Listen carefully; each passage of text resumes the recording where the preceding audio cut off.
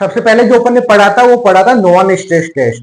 तो non stress test मैंने आपको बताया था कब परफॉर्म किया जाता है, थर्ड ट्राइमेस्टर के अंदर 28 टू 30 वीक्स पर। ठीक है, अब नेक्स्ट जो पढ़ेंगे अपन वो पढ़ेंगे कॉन्ट्रैक्शन स्ट्रेस टेस्ट। ठीक है, अब पहली बात ये होती है कि कॉन्ट्रैक्शन स्ट्रेस टेस्ट है वो क्यों परफॉर्म किया जाता है। ठीक है, अगर मैंने आपको बताया कि नॉन स्ट्रेस टेस्ट के अंदर दो क्राइटेरिया रखा था रिजल्ट के अंदर। ठीक है, तो जो सेकंड जो क्राइटेरिया था कि जो रिजल्ट जो टेस्ट है अपने को एबनॉर्मल या फिर पॉजिटिव देखने को मिलता है या फिर नॉन रिएक्टिव देखने को मिलता है, तब ये टेस्ट अपन है कॉन्ट्रैक्शन स्ट्रेस टेस्ट है वो परफॉर्म करते हैं। ठीक है, तो कॉन्ट्रैक्शन स्ट्रेस टेस्ट कब परफॉर्म करते हैं, जब एनएसटी जो नॉन स्ट्रेस टेस्ट होता है उसका जो रिजल्ट है वो पॉजिटिव देखने को मिलेगा।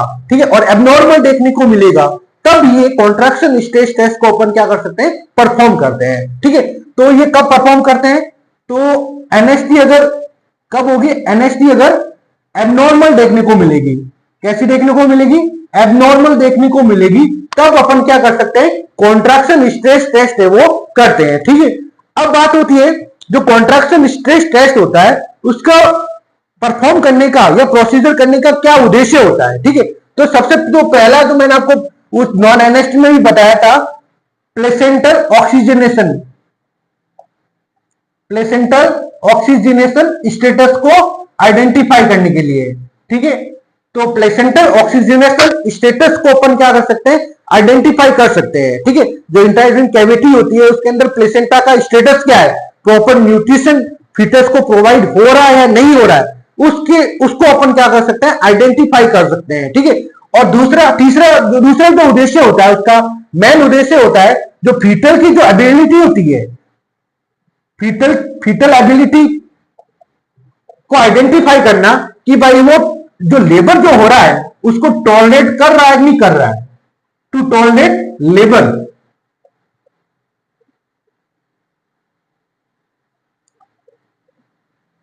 इसके अंदर कॉन्ट्रैक्शन स्ट्रेस टेस्ट के अंदर क्या करते हैं, डिटरमाइन करते हैं कि जो फीटस होता है, फीटस की जो एबिलिटी होती है, जो फीटस की जो क्षमता है, वो जो लेबर प्रोसेस हो रहा है उसको टॉलरेट कर रहा है कि नहीं कर रहा है, वो किसके द्वारा मालूम करेंगे, वो कॉन्ट्रैक्शन स्ट्रेस टेस्ट के द्वारा मालूम करते हैं। ठीक है, और जो थर्ड वन होता है, जो उद्देश्य होता है, फीटल वेलबींग के बारे में अपन क्या कर सकते हैं, जानकारी है वो मालूम कर सकते हैं। किसके बारे में, फीटल वेलबींग के बारे में, फीटल वेलबींग के बारे में। ठीक है, तो तीन उद्देश्य बताए मैंने। पहला जो उद्देश्य बताया जो प्लेसेंटल ऑक्सीजनेशन स्टेटस को मालूम करना। ठीक है, और दूसरा जो डिटरमाइन करना कि फीटल एबिलिटी, फीटस की जो एबिलिटी है वो जो लेबर प्रोसेस हो रहा है उसको टॉलरेट कर रहा है कि नहीं कर रहा है, उसको अपन क्या कर सकते हैं, आइडेंटिफाई कर सकते हैं। और तीसरा जो उद्देश्य बताया, जो फीटस होता है इंट्रायूटेरिन कैविटी के अंदर, वो उसका स्टेटस क्या है, वेलबींग है या नहीं, वो किसके द्वारा मालूम करेंगे, कॉन्ट्रैक्शन स्ट्रेस टेस्ट के द्वारा मालूम करते हैं। ठीक है, अब बात ये होती है, अब कॉन्ट्रैक्शन स्ट्रेस टेस्ट करने के लिए क्या करते हैं, कॉन्ट्रैक्शन को प्रोड्यूस किया जाता है। ठीक है, कॉन्ट्रैक्शन प्रोड्यूस होंगे तभी अपन क्या कर सकते हैं, कॉन्ट्रैक्शन स्ट्रेस टेस्ट को क्या कर सकते हैं, परफॉर्म करते हैं। ठीक है, तो यहां पर दो मेथड हम क्या करेंगे, पढ़ेंगे। ठीक है, तो सीएसटी के लिए जो कॉन्ट्रैक्शन स्ट्रेस टेस्ट होता है उसके अंदर टू मेथड होते हैं कॉन्ट्रैक्शन को प्रोड्यूस करने वाले, टू मेथड। तो पहला जो मेथड होता है वो होता है निप्पल स्टिमुलेशन। कौन सा होता है, निप्पल स्टिमुलेशन टेस्ट या निप्पल स्टिमुलेशन प्रोसीजर। तो इसके अंदर क्या होता है, जो निप्पल होता है, जो ब्रेस्ट होता है, मैंने आपको बताया ब्रेस्ट के अंदर जो ऑक्सीटोसिन होता है, ब्रेस्ट के अंदर क्या होता है, ऑक्सीटोसिन होता है। तो इसके अंदर क्या करते हैं, निप्पल को क्या करते हैं, प्रेस करते हैं। अगर निप्पल को प्रेस करेंगे तो क्या होगा, वो ऑक्सीटोसिन को क्या करेगा, रिलीज करेगा। और ऑक्सीटोसिन का फंक्शन मैंने आपको क्या बताया, यूट्राइन कॉन्ट्रैक्शन करने का काम होता है। ठीक है, तो पहला जो मेथड होता है वो निप्पल स्टिमुलेशन के द्वारा अपन क्या कर सकते हैं, ऑक्सीटोसिन को प्रोड्यूस करके क्या कर सकते हैं, यूट्राइन कॉन्ट्रैक्शन को प्रोड्यूस कर सकते हैं। ठीक है, और दूसरा जो होता है वो होता है फर्गुसन रिफ्लेक्स। क्या होता है, फर्गुसन रिफ्लेक्स। अब फर्गुसन रिफ्लेक्स के अंदर क्या होता है, जो प्रेग्नेंट वुमेन होती है उसके अंदर जो रिप्रोडक्टिव ऑर्गन्स होते हैं उसके अंदर क्लाइटोरिस होता है। तो यहां पर क्या करते हैं, क्लाइटोरिस को अपन क्या करते हैं, प्रेस करके रखते हैं। ठीक है, तो जो क्लाइटोरिस को अपन प्रेस करेंगे तो वो क्या इंफॉर्मेशन कहां जाएगी, हाइपोथैलेमस तक जाएगी। कहां तक जाएगी, हाइपोथैलेमस तक जाएगी। और हाइपोथैलेमस क्या करता है, ऑक्सीटोसिन को प्रोड्यूस करता है। क्या करेगा, ऑक्सीटोसिन को प्रोड्यूस करेगा। तो ऑक्सीटोसिन का फंक्शन मैंने आपको क्या बताया, यूटेरिन कॉन्ट्रैक्शन करवाना, ठीक है। तो वो ऑक्सीटोसिन क्या करेगा, यूटेरिन कॉन्ट्रैक्शन को वो प्रोड्यूस करेगा, ठीक है। तो यहां पर जो कॉन्ट्रैक्शन स्ट्रेस टेस्ट करते हैं उसके अंदर दो मेथड के द्वारा अपन क्या कर सकते हैं, कॉन्ट्रैक्शन को वो प्रोड्यूस कर सकते हैं। पहला जो मेथड बताया वो निपल स्टिमुलेशन टेस्ट के द्वारा अपन परफॉर्म करते हैं, और दूसरा जो मैंने बताया फर्गुसन रिफ्लेक्शन के द्वारा अपन क्या कर सकते हैं, परफॉर्म करते हैं, ठीक है। अब जो ये कॉन्ट्रैक्शन स्ट्रेस टेस्ट होता है वो किससे रिलेटेड होता है, जो मैंने आपको पहला जो अपन बताया था एनएसटी, जो एनएसटी किससे रिलेटेड होगा, फीटल मूवमेंट के द्वारा। और ये जो रिलेटेड होगा वो किससे रिलेटेड होगा, लेट डीएसिलेशन से रिलेटेड होगा। किससे रिलेटेड होगा, रिलेटेड टू लेट डीएसिलेशन, लेट डीएसिलेशन। अब लेट डीएसिलेशन मैंने आपको जो फीटल हार्ट रेट होता है उसके अंदर वेरिएबिलिटी के बारे में या उसके पैटर्न के बारे में अपन ने अध्ययन किया था। 3 पैटर्न मैंने आपको बताया था, अर्ली दो पैटर्न मैंने आपको बताया था, जिसके अंदर पहला जो अपन एसिलेशन पढ़ा था, एसिलेशन का मतलब मैंने बताया फीटल हार्ट रेट का इंक्रीज होना, ठीक है। और दूसरा जो मैंने बताया था डीएसिलेशन, जो इसके अंदर फीटल हार्ट रेट है वो डिक्रीज हो रही है। तो ये फीटल हार्ट रेट डिक्रीज होने के 3 कारण होते हैं, या मतलब 3 टाइप्स होते हैं, ठीक है। तो जिसके अंदर अर्ली डीएसिलेशन जो कि हेड कंप्रेशन के द्वारा होता है, ठीक है। और फिर लेट डीएसिलेशन जो कि यूटेरो प्लेसेंटल इनसफिशिएंसी के कारण होगा, ठीक है। और जो थर्ड होता है वो होता है वेरिएबल डीएसिलेशन जो कि अम्बिलिकल कोर्ड कंप्रेशन के द्वारा होता है, ठीक है। तो यहां पर जो कॉन्ट्रैक्शन स्ट्रेस टेस्ट होता है वो किससे रिलेटेड होगा, वो लेट डीएसिलेशन के द्वारा होगा। तो लेट डीएसिलेशन का मतलब मैंने बताया यूटेरो प्लेसेंटल इनसफिशिएंसी। क्या होगा, यूटेरो प्लेसेंटल इनसफिशिएंसी,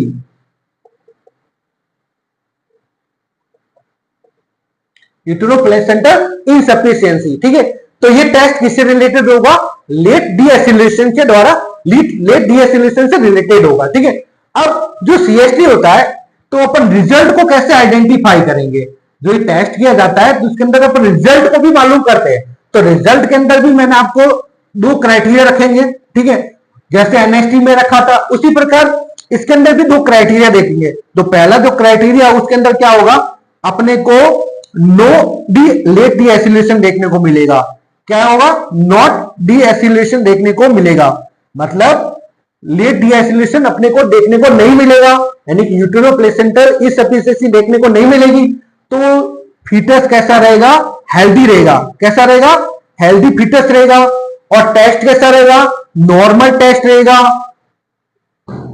और रिएक्टिव टेस्ट रहेगा, और उसको अपन क्या बोलेंगे, नेगेटिव टेस्ट बोलेंगे। क्या बोलेंगे, नेगेटिव टेस्ट बोलेंगे, ठीक है। तो पहला जो क्राइटेरिया होता है उसके अंदर नो डीएसिलेशन देखने को मिलेगा।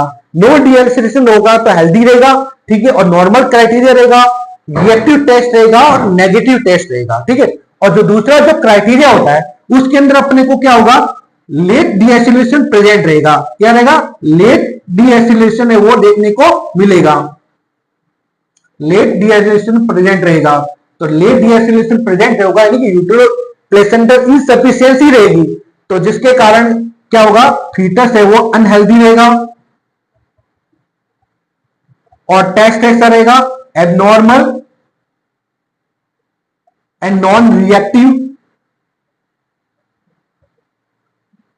और पॉजिटिव टेस्ट रहेगा। कैसा रहेगा, पॉजिटिव टेस्ट रहेगा, ठीक है। तो ये 2 क्राइटेरिया रखे रिजल्ट के अंदर। कौन कौन सा, जो पहला जो क्राइटेरिया रखा है वो बताया है कि नो, इसके अंदर क्या रहेगा, नो लेट डीएसिलेशन प्रेजेंट रहेगा, मतलब यूटेरो प्लेसेंटल इनसफिशिएंसी देखने को नहीं मिलेगी, ठीक है। अगर नहीं मिलेगी तो फीटस कैसा रहेगा, हेल्दी रहेगा, ठीक है।